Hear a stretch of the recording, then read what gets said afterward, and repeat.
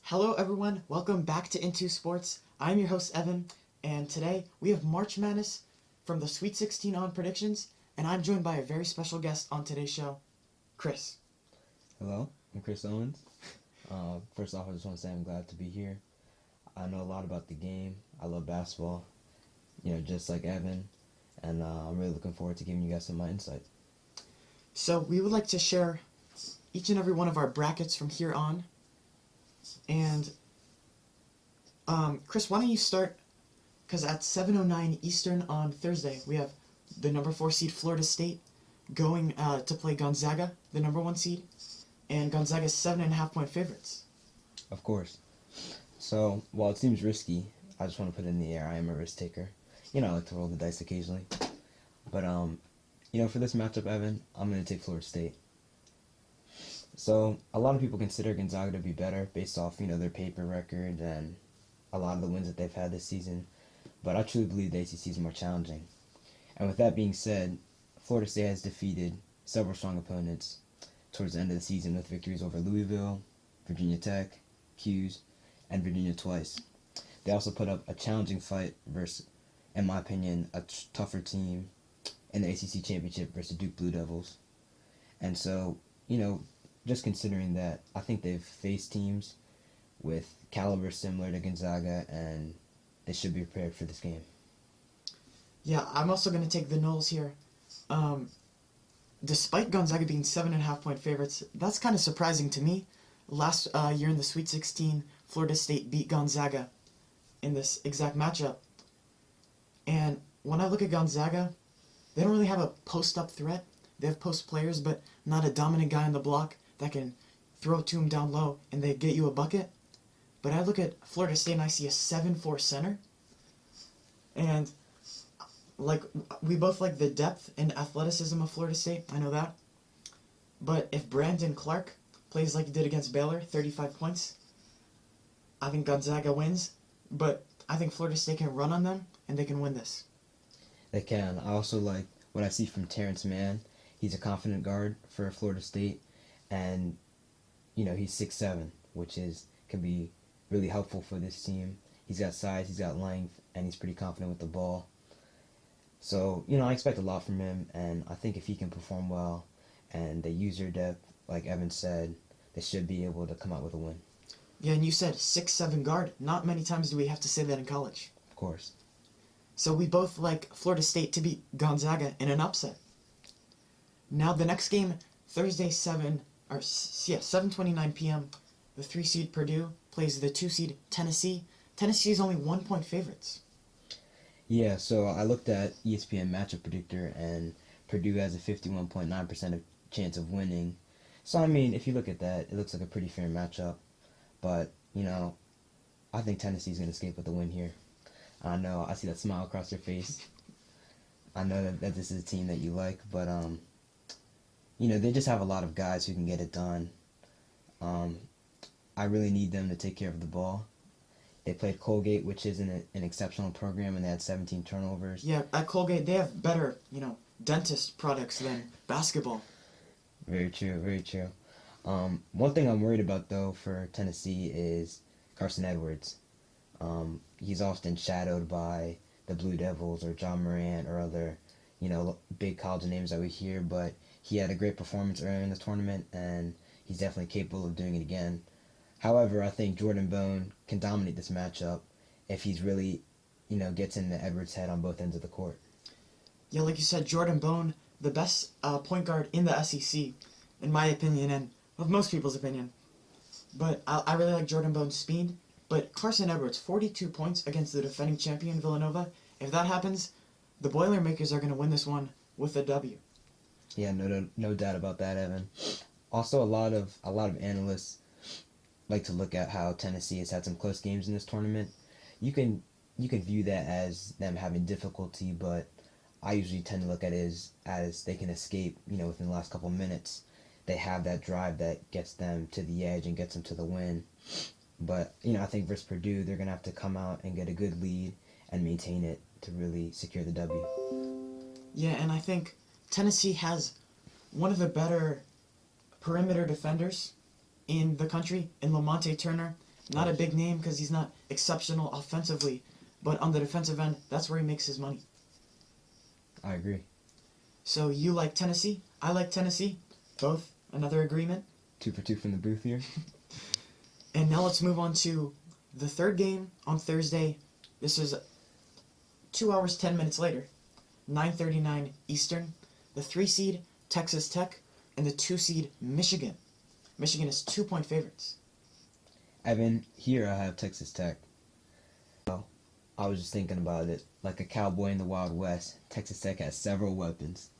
But all jokes aside, they got guys, they played Buffalo in the round of 32, and everyone in the starting lineup had double digits. Jarrett Culver had a double-double. Odiase had a double-double. They can really get up and down the court. It's a team that I like to see do some damage in this tournament. And you mentioned Jarrett Culver. He's a lottery pick in this upcoming draft, but he's going to have to match up with Iggy Brazdeikis. Yeah, they call him the villain, but, I have faith in Culver. I think the Raiders need to lean on Culver a little bit more just because he's able to lead them with points, rebounds, and assists. And, I don't think this is going to be an easy win for Texas Tech. Michigan is a confident team. They've got John Beline, who usually makes on-court adjustments, which can really help his Michigan team get it done. So I think it could be a toss-up, but I like to see the Raiders on this one. Yeah, you mentioned John Beeline. Also, Chris Beard, the Texas Tech coach, one of the leading, if not the leading, Coach of the Year candidate. And I also like Texas Tech. So we're 3-3 with 2 upsets even in here. And why I like them is they really like to run, get in transition.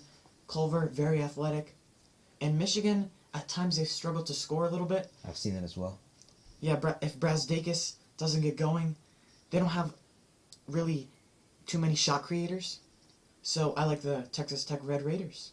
And one thing that's difficult about this Texas Tech team is, sure, you can shut off Culver, but, they got 4 or 5 more other options. So I think, despite Michigan's best efforts, the Raiders will end up overwhelming them with the amount of guys that they can go to. So what is this, 3-0? 3-0, yeah.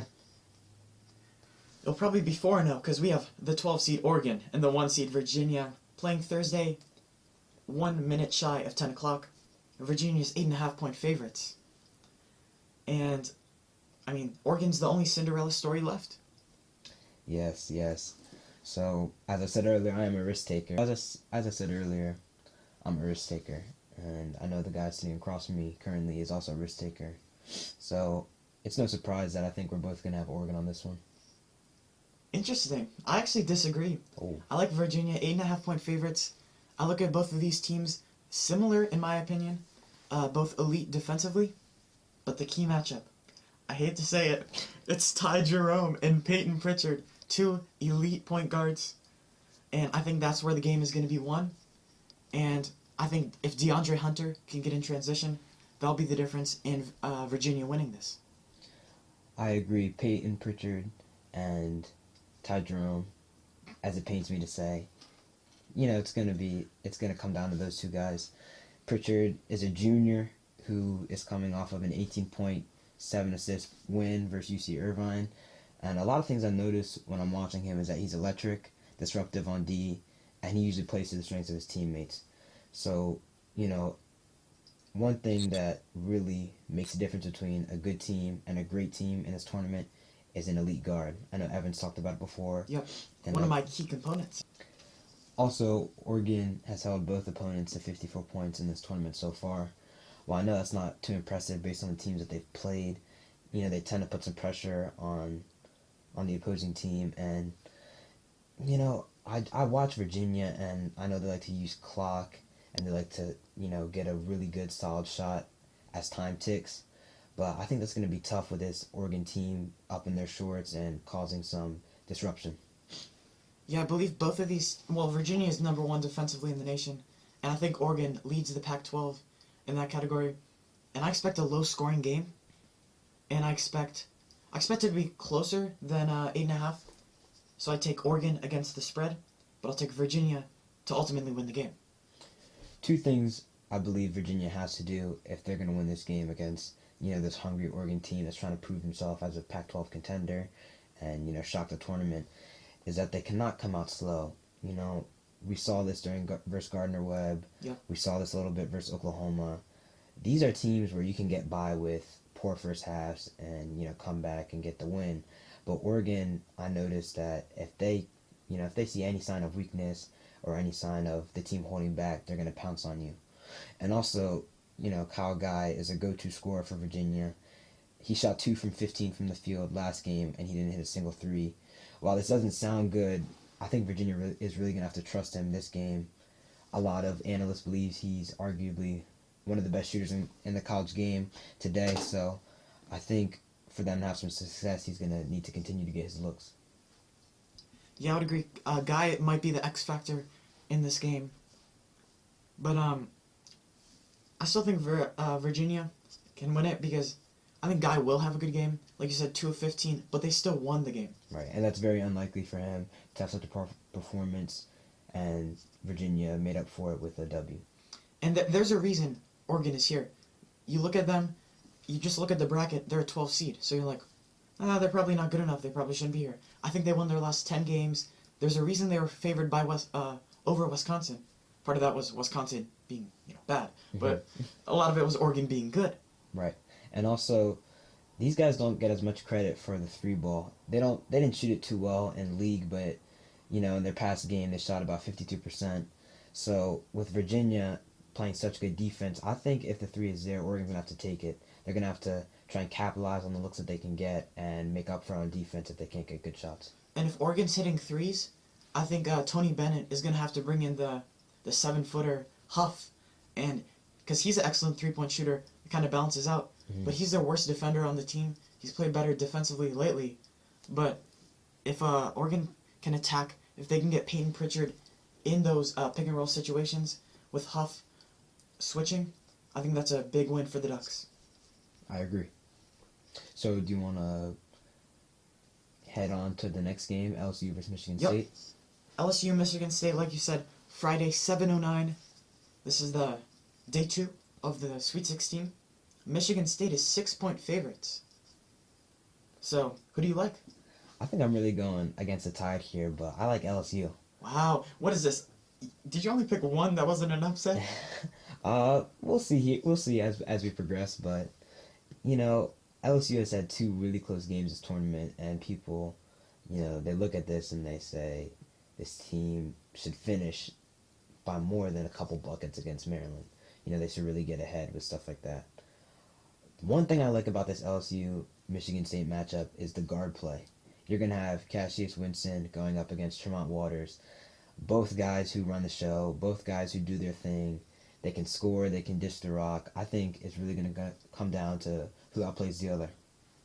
Yeah, and when it comes down to who outplays the other, Cassius Winston, in my opinion, the best point guard in the country. That's why I like Spartans here. And not only do I look at the backcourt matchup, but I look at the front court. I look at guys like Nick Ward, Naz Reid, Big B Williams battling in the paint. Both teams have good size, but I want to know which front court will come out on top. And I think that's where the game will be won. That certainly is a difference maker, Evan. I agree with you. One thing I like about LSU is, like you said, Big B Williams, Naz Reid, Emmett Williams. These are guys with a lot of size, but surprisingly can get up and down the floor, which really allows LSU kind of 2 different styles of play. They can pound it inside, and they can get the ball moving and attack the rim. One thing I think LSU is going to have to do if they want this upset over Michigan State is they're going to need to give more minutes to Javonte Smart. He's coming off the bench, and he's as effective as any starter in the tournament right now. He's giving them a lot of different looks. He's playing electrically. The short shorts are doing him some favors. But no, I mean, in all seriousness, he's a great contributor, and he gives some starters some breathers. So I think if he's involved a little bit more, he gets his opportunities, LSU will have a shot. Yeah, you mentioned Smart. I look at Tremont Waters and Javonte Smart. Kind of look how I look at Westbrook and Schroeder, 2 starting caliber guards, but one coming off the bench. They complement each other pretty well when they're on the court together, because Javonte Smart isn't often in the game in closing minutes. And, he was the illegal recruit by Will Wade. The reason he's suspended, I think he should be suspended too, but I won't get too far into that. Mm-hmm. But he will be one of the X Podcast for Factors. another time. Yes. Mm-hmm. Yeah, just to conclude here, Evan, I think like you said, it's really going to come down to the guard matchup. It'll be tough for LSU, but I have faith that they'll show up ready to play, and they have a lot of athletes on this team who can do a lot of great things. So while a lot of people doubting them, I'm going to go with the Tigers in this one. Yeah, you mentioned the talent of LSU. I think they're as talented as arguably any team in the country. I don't think they've pieced it together necessarily as well as they could, but they definitely have the upside to be a Final Four team. So with that, we'll move on to the next game, 7:29, Friday. Number 1 seed North Carolina, number 5 seed Auburn. North Carolina's 5-point favorites. And who are you taking here? I'm going to take North Carolina, the 1 seed. I think Auburn has really made a name for themselves in this tournament, and actually I think if Auburn was taking on any of the other 1 seeds, they could give them a run for their money. One thing that I will give North Carolina credit for is Roy Williams does a great job of maximizing the talent on his team. He's got guys who can play different positions, different roles, and they play fast, which often causes a lot of trouble. While Auburn has done surprisingly well in the tournament, they're often very streaky. They can go out and bust out a huge win versus Tennessee in one game and struggle versus a minor team in another. And that can't happen against Roy Williams. He's always consistent. His guys are always showing up ready to play. Kobe White, Cam Johnson, Luke May. I just think they're too dangerous for Auburn to handle. Auburn's coming in on a pretty big win streak. I don't know the exact number, but it's 10 plus. And they do that with their pace.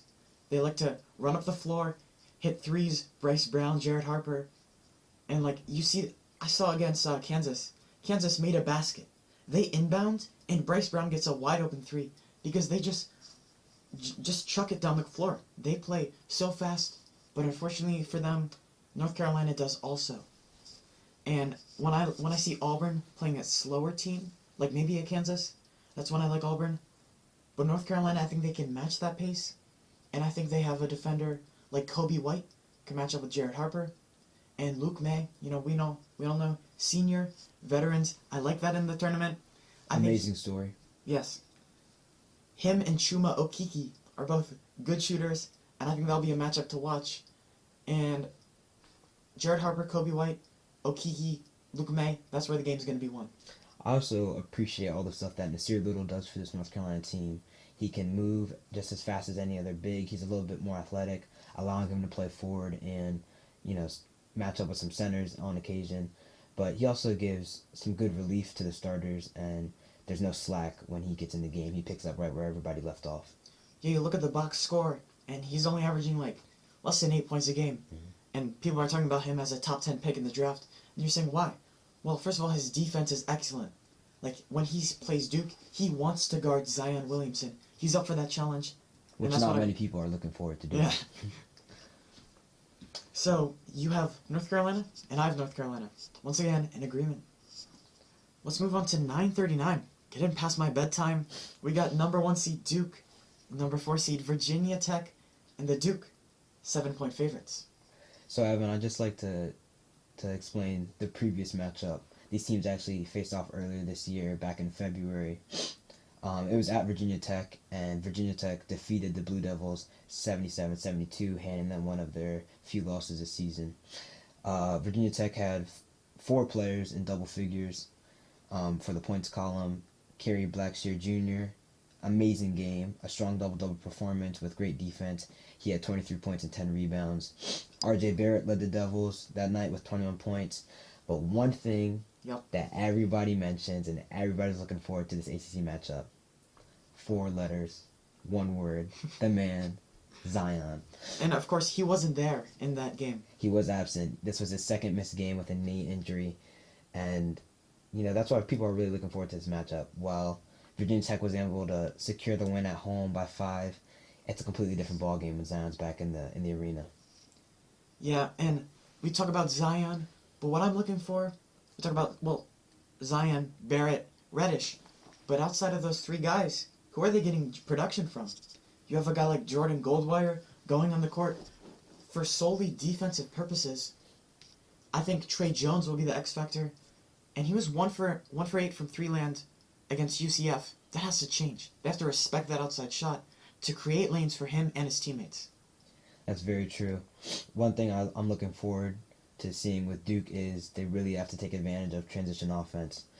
You know, they're young. A lot of these guys, they're not really made for the 5-on-5, whereas they will abuse you with getting up and down the floor. This is a really high motor, high fast paced offense, and you know a lot of times you see Trey Jones bothering somebody, heckling them full court, and this high intensity defense tends to lead to more transition opportunities.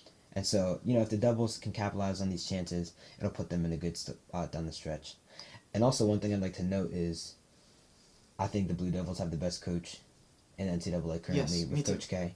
And, you know, one thing you see with great coaches, such as Coach K, is that you lose to a team by 5 without your best player, he's going to come in with the game plan. He's going to be ready to go. Duke didn't have many losses this season.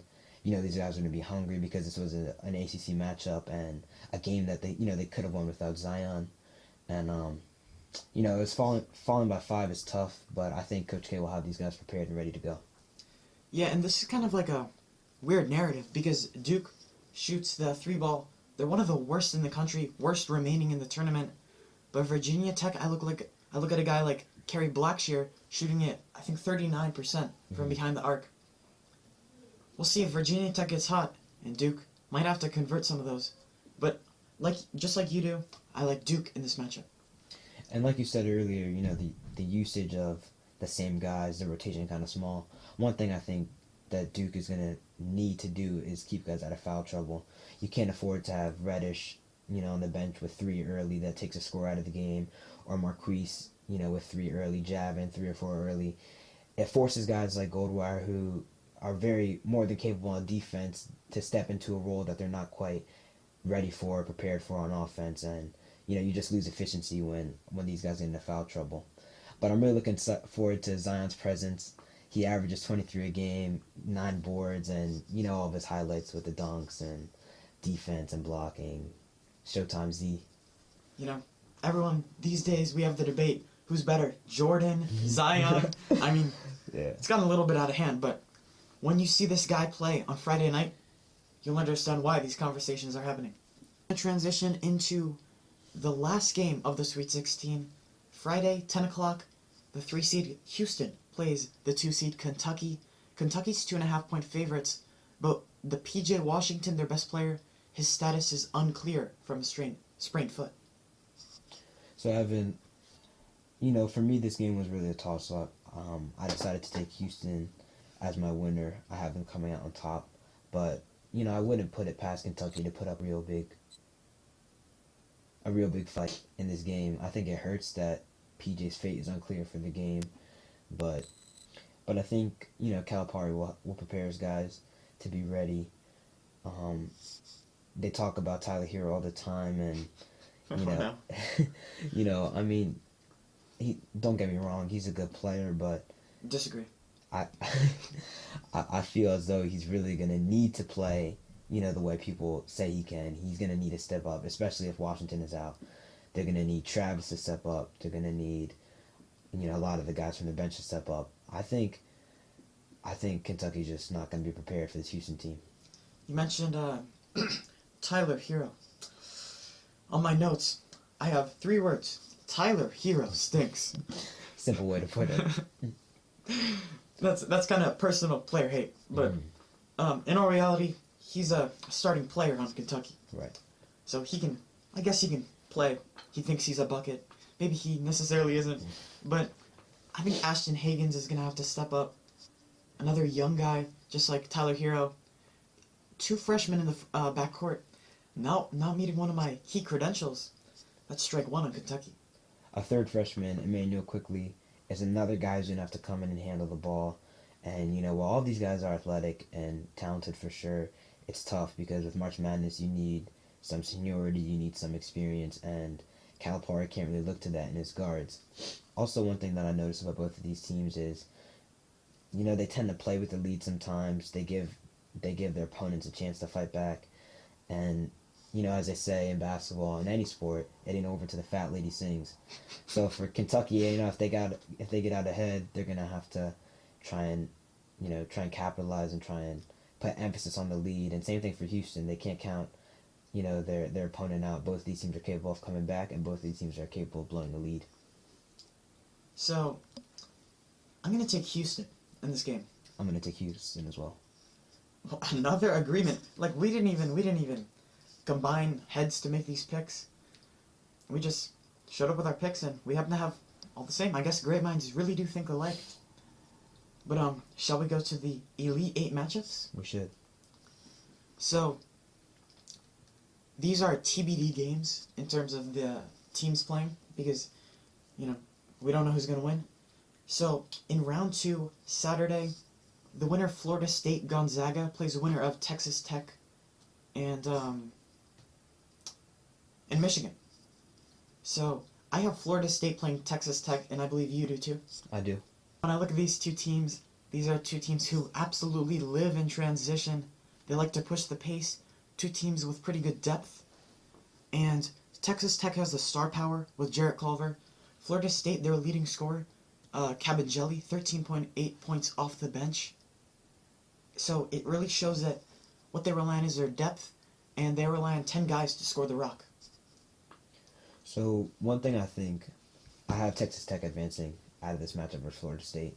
And, what I kind of saw in the ACC Championship was Duke is, they're not the exact same team as Texas Tech, but they do have several guys in the starting lineup who, can help in different ways. And Florida State seemed to have trouble with that. It was ACC Championship, and Duke got out and hit them moving. They hit them in the set offense, and Texas Tech will do the same thing. They're a good shooting team. They can really get out, and with Florida State's size and depth, while it will help to give some relief and get some different looks and different guys in, I think Texas Tech will run all over them. I think they're going to abuse the matchups that they can get the stars the ball, and it's just going to be too much for Florida State. I'm actually going with Florida State because I think that their depth can allow them to run longer, to be more fresh, and I just think that they're too good. They have so many good athletes. Leonard Hamilton has recruited. Yeah, Terrence Mann, Cabangeli, and I just really like they're very long too. Like you mentioned, Terrence Mann, 6'7" guard.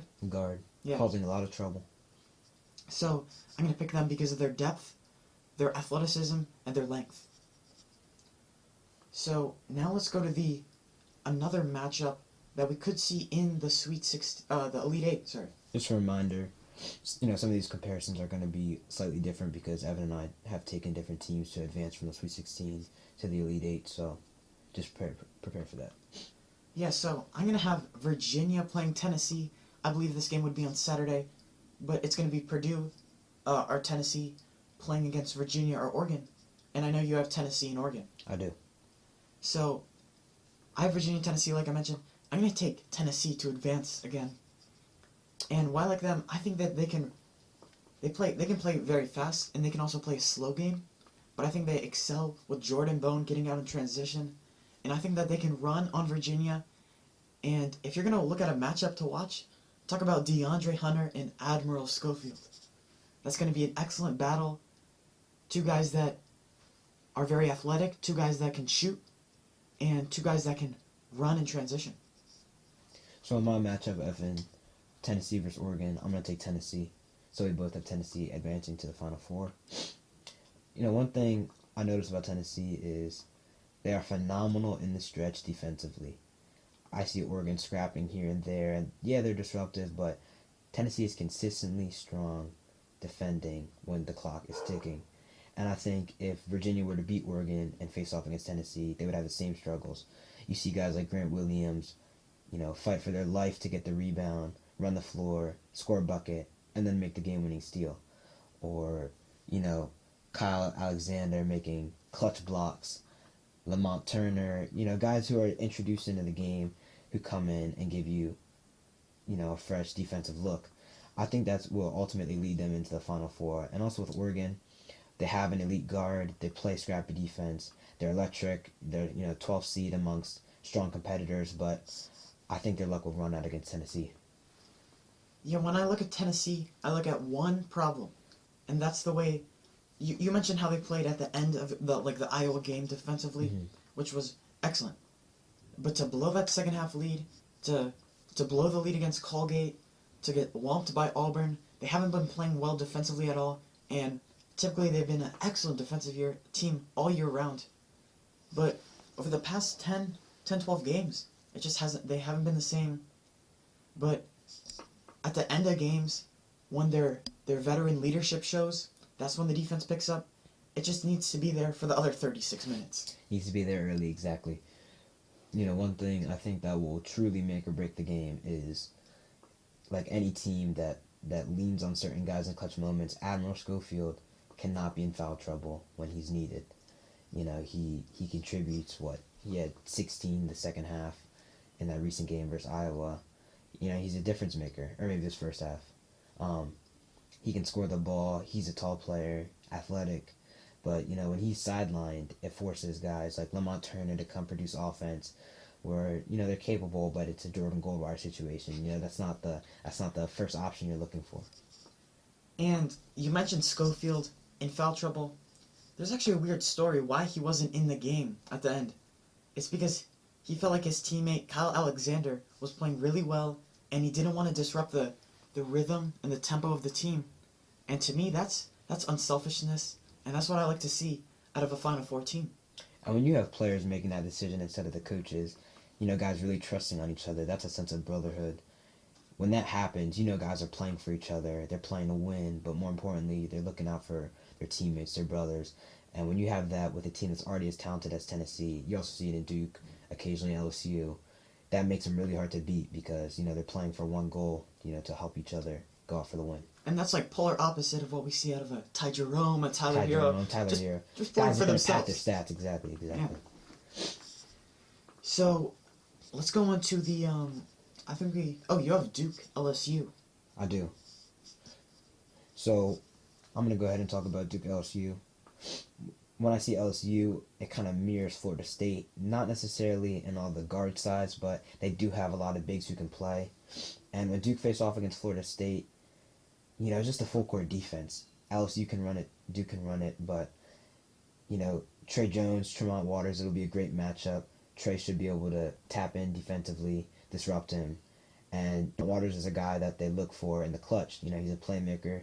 They need him to step up in a stretch. And if Trey Jones is bothering him, and or they get the switch, you got the length of Reddish, of Barrett causing trouble for guys like Javonte Smart.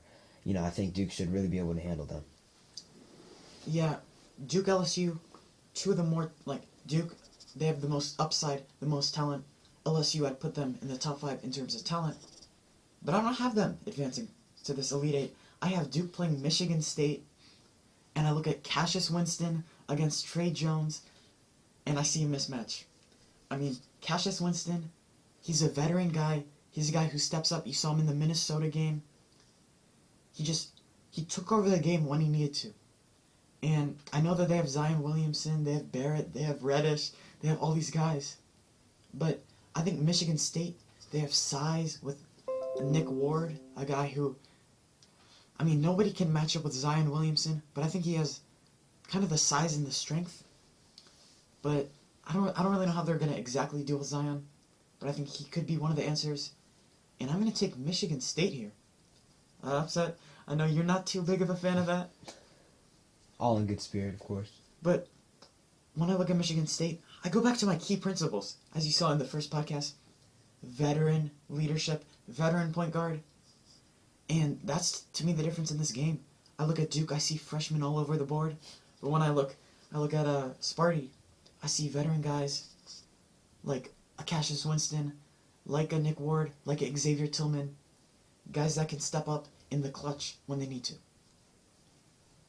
Alright, so should we move on to the North Carolina-Houston matchup? Yep, we both have this matchup. North Carolina, Houston, a 1 seed against a 3 seed. I'm going to take North Carolina. Me as well. Because I think Kobe White can have a great game in this game.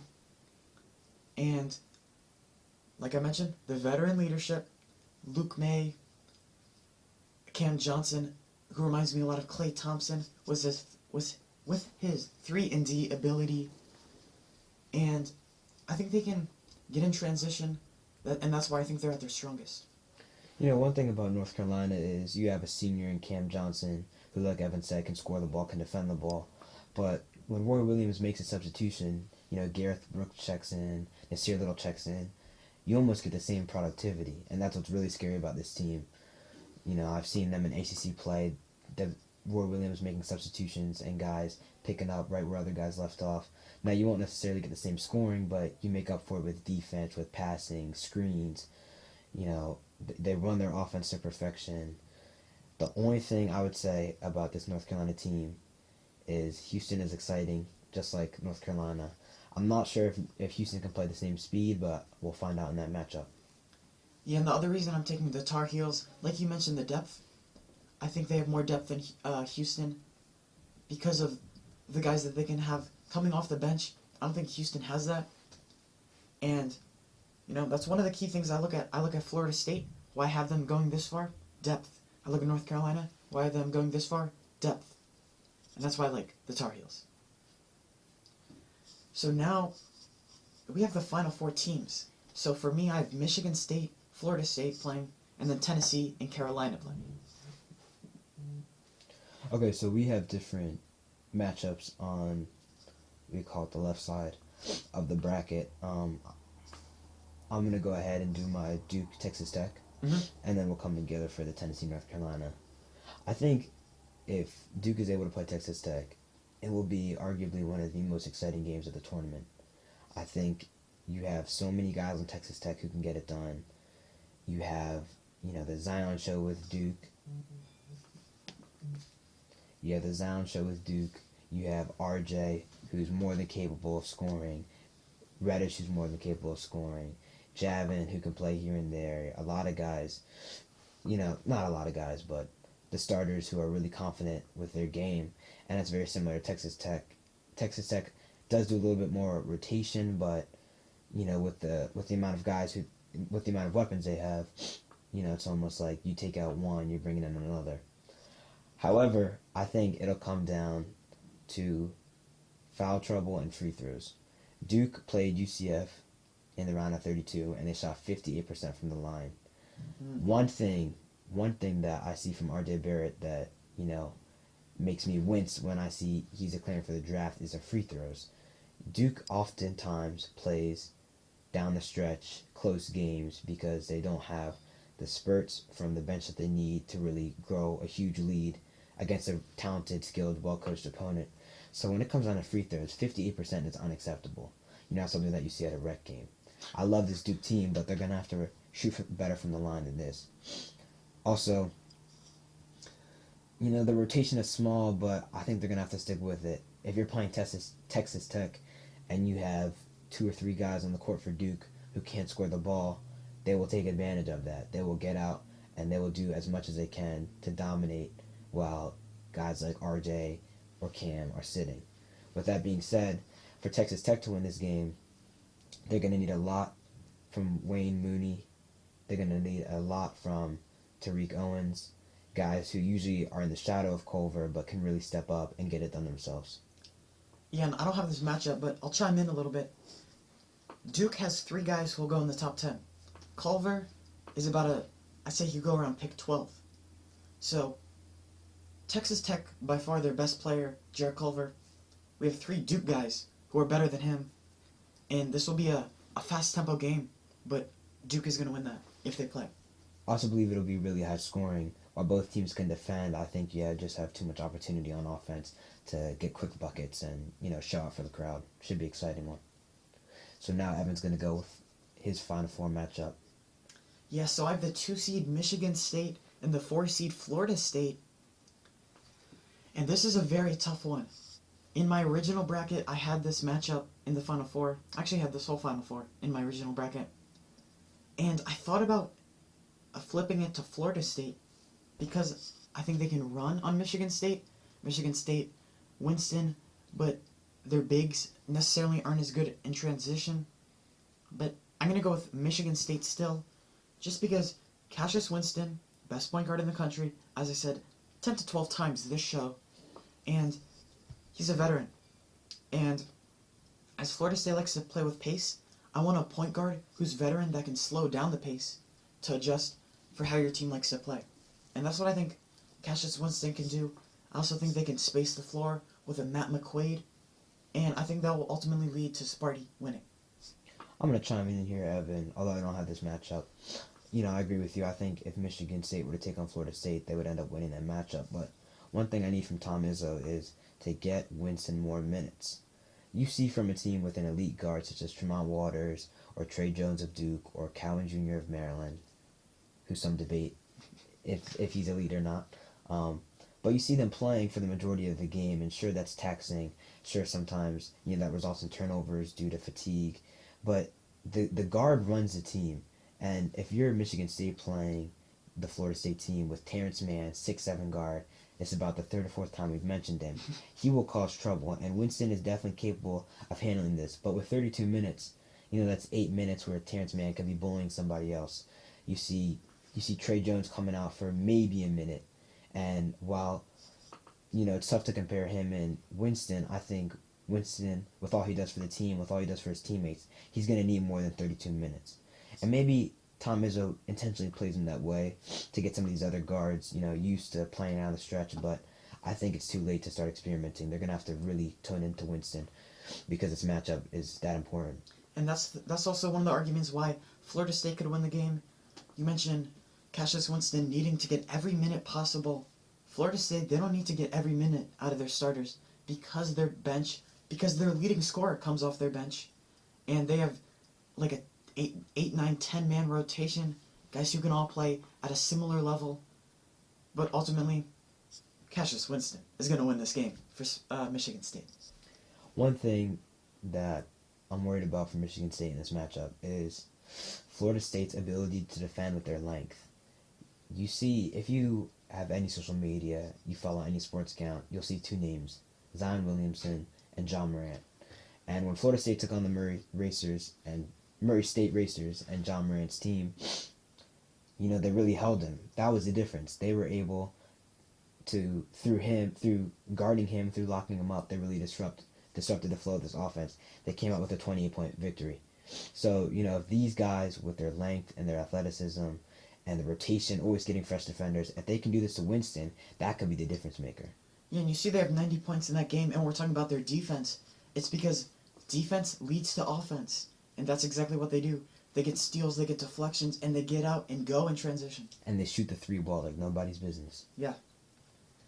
So I'm going to take Michigan State to go to the championship, and you are taking Duke.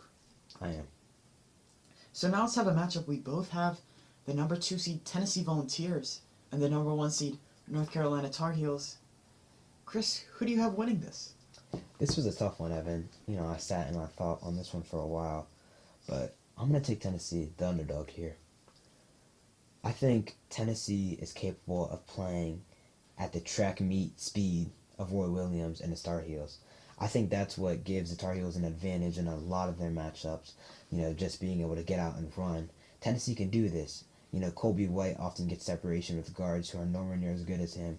Jordan Bone is a contender. He likes to defend. He likes to get out and run. This is a perfect mirror matchup for Kobe White and for Jordan Bone. Also, you see Grant Williams, a guy who leads his team in rebounds and points.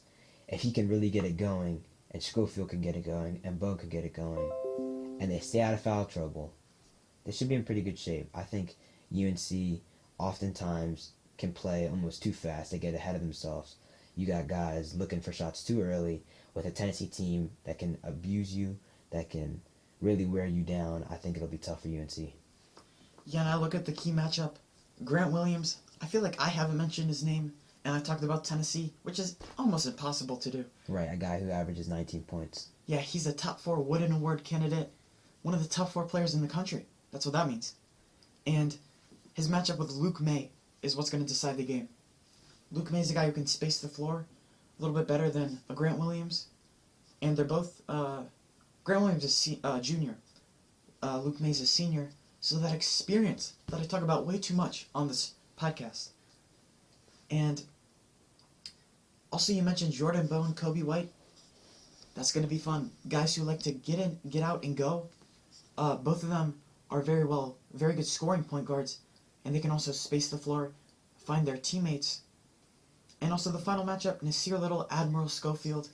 I mean, this is a top 10 pick against a senior who is unselfish, who averages about 17 a game, who defends like anybody, just like Nasir Little. And in this very close game, this will be decided by a buzzer beater.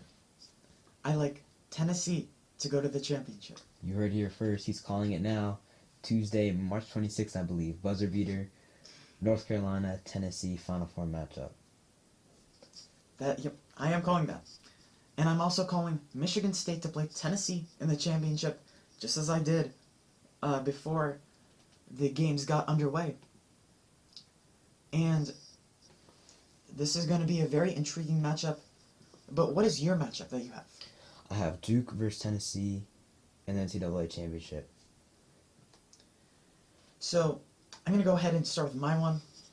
I have, like I said, Michigan State, Tennessee. And I'm going to take the Vols to take home the national championship, 73-68, the same exact score I used before.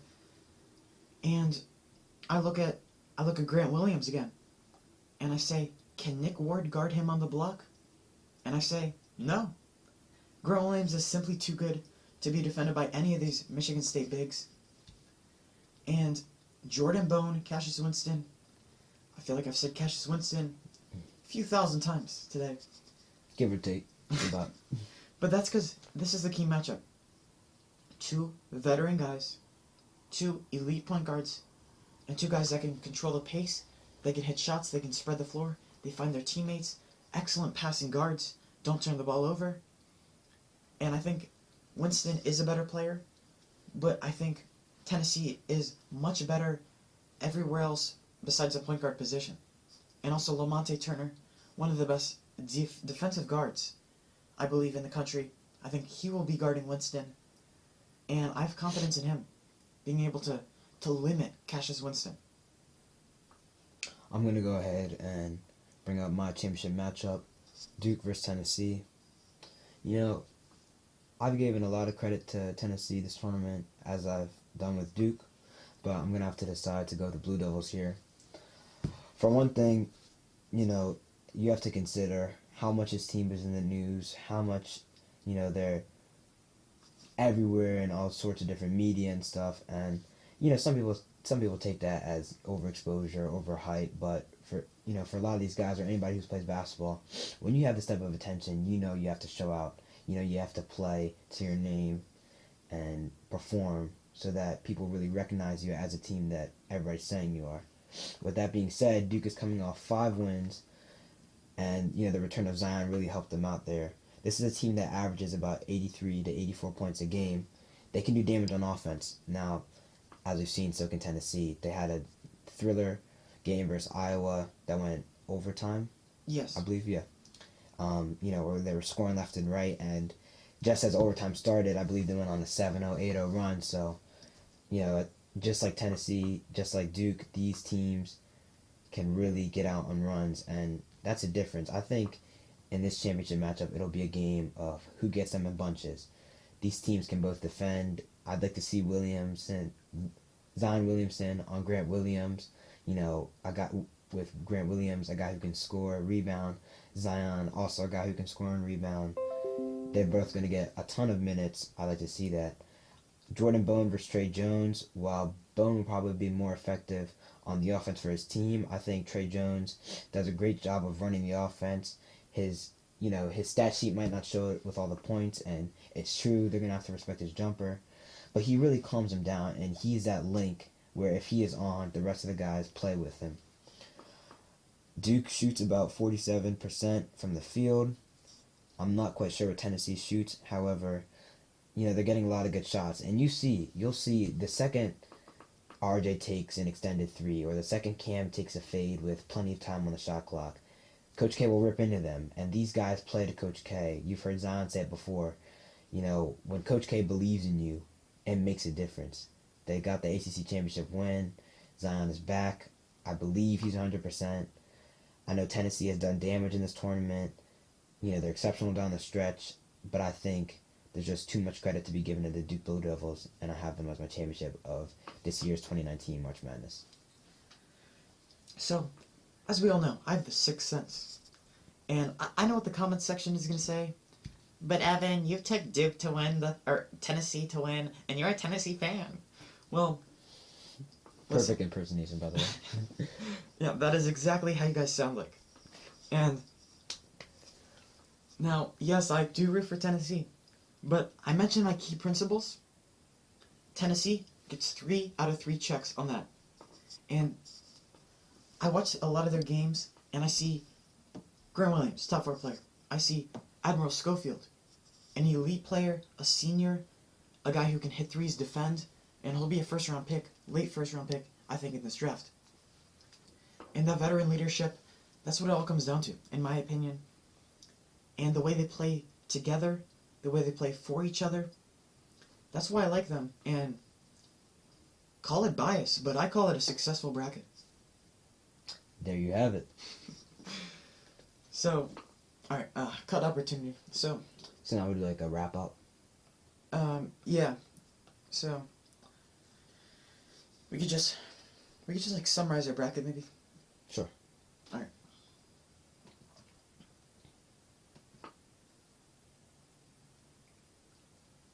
So before we end this podcast, we'd just like to go through our brackets just quick time. So I have Duke beating Virginia Tech, Michigan State over LSU, Florida State in an upset, Texas Tech over Michigan, Virginia over Oregon, Tennessee over Purdue. Then I have Michigan State over Duke, Florida State over Texas Tech, Tennessee over Virginia. And basically my Final Four results with Michigan State, Florida State, Tennessee, and North Carolina, I believe, 4 of the best teams in the country. And I have Tennessee beating Michigan State in the final. To summarize my bracket, in the Sweet 16 we have Duke on top of Virginia Tech in a close battle. I'm going to say LSU over Michigan State, Florida State over Gonzaga, Texas Tech over Michigan, upset alert, Oregon over number 1 Virginia, Tennessee over Purdue, North Carolina over Auburn, and Houston over Kentucky. Getting to the Elite Eight, I have Duke over LSU, Texas Tech over Florida State in a close matchup, Tennessee finishing Oregon off, and North Carolina defeating Houston. Going into the Final Four, I like Duke over Texas Tech, an exciting game. It's going to be really fun to watch, and I have Tennessee beating North Carolina. Getting to the championship, I have Duke beating Tennessee 83-77. I think both teams are really capable. Both teams are great, fun to watch. These guys play for each other. I just think that Duke is going to be able to come out of the second half hot, and hopefully if they stay out of foul trouble, the amount of potential that these young guys have, it's tough without the veteran leadership, but I think it makes up for it with the amazing coaches that leads this team. And with that, I have Duke defeating Tennessee in the championship. Now, if you made it this far, I'd just like to know who the loyal viewers are. Comment Sweet 16 in the comments. And also, I have an Instagram, Into Sports. I'll put it on the screen. But just for like channel updates, I did an NFL mock draft over there. Anyway, if you want to follow that, maybe do so. And also, we're really interested in seeing what you guys have to say. What did you agree with? What did you disagree with? What teams do you think might shock? What picks did you guys have? Because at the end of the day, it's all about discussion. It's fun breaking it down. And, we'd like to hear from you guys. Anyway, that's going to wrap it up for today's episode. I'd like to thank Chris Thank you for coming having me. I really appreciate it. Listeners, you'll definitely hear his voice again. Good news. And I'd like to thank you guys for listening. I'd like to wish you guys a great day. And maybe, subscribe. Maybe drop a like. That would be nice. But anyway, thank you all for listening. I'm Evan, and he is Chris Owens. and we're out. Peace.